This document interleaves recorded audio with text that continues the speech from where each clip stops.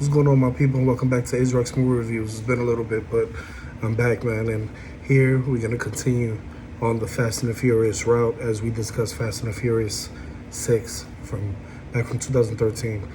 And this movie, I think, was one of the best ones in the franchise. You know, my favorite one personally was Fast 5, but this one is right there next to it.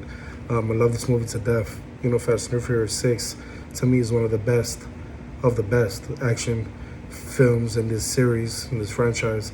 It's just Justin Lin's masterpiece, and that's one of the reasons I love it to death. You know, bringing him back to this franchise, as I think he's one of the best directors to film this whole franchise. You know, sorry for the people that, you know, like me, that do love 5 and 7, but this has to be up there. You know, sometimes I flip-flop which one is the best, but this one definitely, you know, takes the cake right now at this time, right? And you know, the film has a great cast, as always. These movies tend to have large casts, ensemble casts, and you know, what's great about this one is not only do they have the great cast, but there's great action. This is the movie that I think, except for 5, you know, 5 definitely started it, but I think this one forced it more with that over-the-top action scenes. And what surprised me with this film also is great dialogue, you know, and unfortunately it's the last time we see Paul Walker star in a Fast and the Furious film, as he passed away shortly after this, when, you know, they were actually working on 7. And it was his brother who was portraying Brian O'Connor, you know, with fake CGI during 7. And, you know, in this movie, we get the real deal, you know, Paul Walker at his finest. And it was really cool to see Justin Lin start the franchise with Paul Walker and end it with him, you know. But as we move on, you know, Vin Diesel and Dwayne Johnson reunite for the 6th installment in the Fast and the Furious franchise also, which is an action thriller heist franchise. At this point, you know, they kind of took it away from the racing element, even though they still have cars galore in this franchise up to now, which we're getting a 10th movie right around the corner. You know, Justin Lin, can't say enough about the guy. He knows this franchise, that he knows what to do, you know, and after that lucrative real heist in the last movie, you know, they're unable to return home. You know, you have Dom, played by Vin Diesel, and the rest of his patriots, and they're forced to kill time, lying low in different locations all around the world, which I thought was unique. I thought that was dope. And when Agent Hobbs, basically The Rock offers Dom and his crew full pardons in return for taking down the new bad guy, which is Owen Shaw, Luke Evans, played by Luke Evans, who's this mercenary driver who has a huge gang in the streets of London. And the offer seems too good to pass, you know? But as the rivals head for this showdown on the streets of London, you know, Dom learns that Shaw's second in command is none other than his dead former lover, Letty, played by Michelle Rodriguez. And I thought bringing her back to the franchise was necessary. You know, I'm not gonna lie, we didn't miss her too much in 5 because there were so much things going on. But she's essential to this franchise. She really is. And she's essential, and she's a big player when it comes to Dom's storyline. It's crazy how much, you know, you miss her when she's, you know, in the same screen as Dom. They have such good chemistry. And this film is basically that. You know, the film is basically is about rescuing Letty. And I think stopping a brilliant mastermind terrorist hijacker, right, Nolan Shaw, is second, basically, to rescue Letty and his team of hijackers. You know, I thought that was very unique. You know, I was so happy that they brought her back, and it was teased in the last film. So I was very curious to see how are they going to do that, but they did it seamlessly, you know. And, you know, just bringing back Vin Diesel, Paul Walker, Dwayne Johnson, Michelle Rodriguez, you know, Jordana Brewster, was a plus. You know, these are all stars in a global blockbuster franchise built around speed, delivery, precision, adrenaline. And for me, I used to be a really big adrenaline junkie.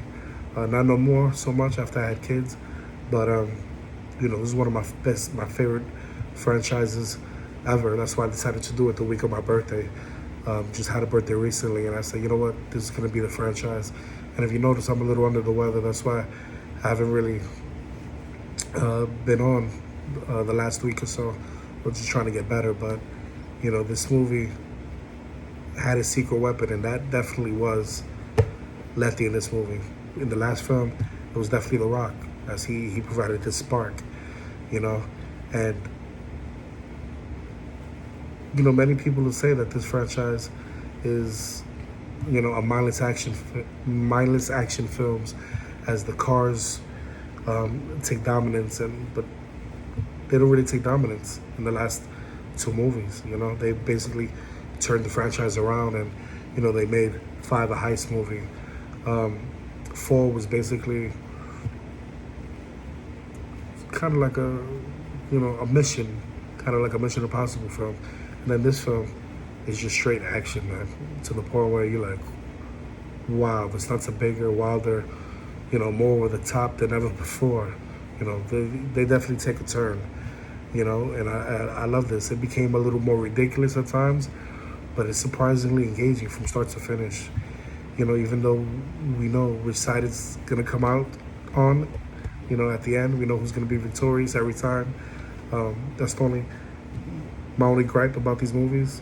You know, I wish that sometimes somebody would either get seriously hurt or possibly die.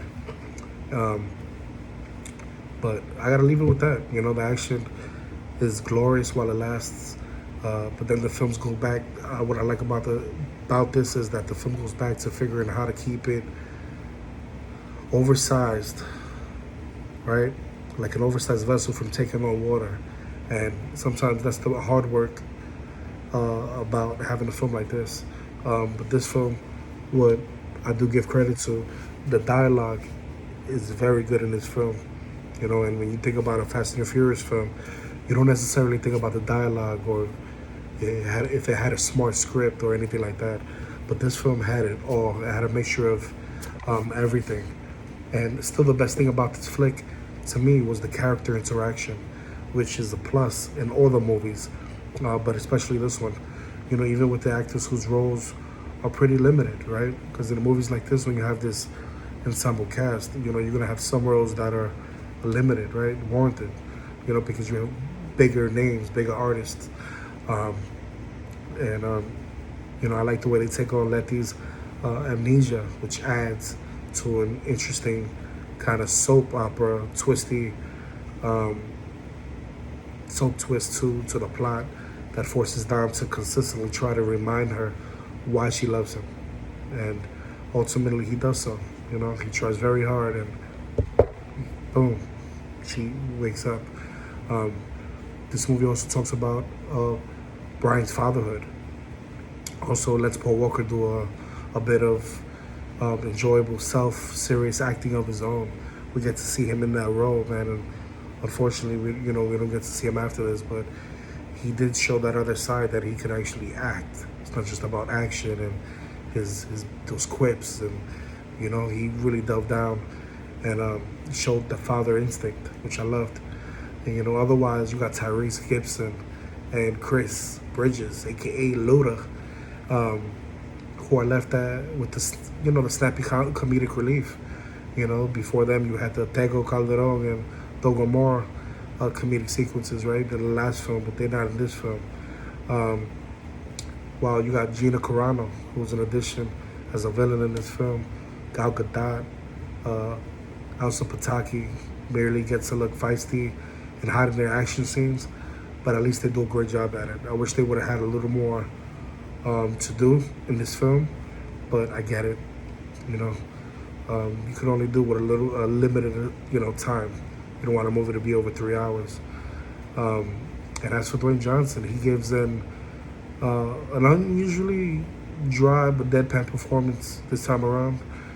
with only just a few outrageous outbursts of his manly banter here and there, you know, especially with Vin Diesel. But nonetheless, the cast here is consistently entertaining. The screenplay, they basically let everyone get a chance to shine, which I thought was amazing. Even if some of them aren't quite as memorable as others, the script delivered. Not only these action sequences, the action moments with high explosions on an airplane that are not forgettable, you know. And I love the fight between Gina Carano and Michelle Rodriguez, which was tremendous, very entertaining.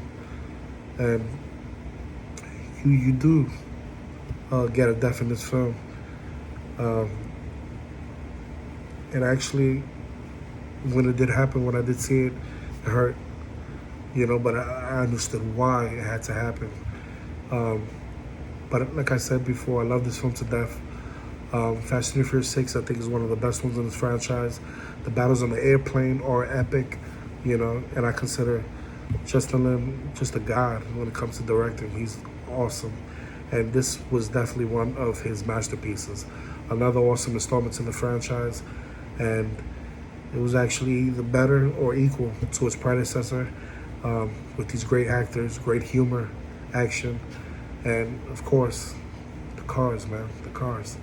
But I gave this movie, I gave it a 9 out of 10, easily, for me. This movie was definitely a footstep in the right direction as they continued on with this franchise.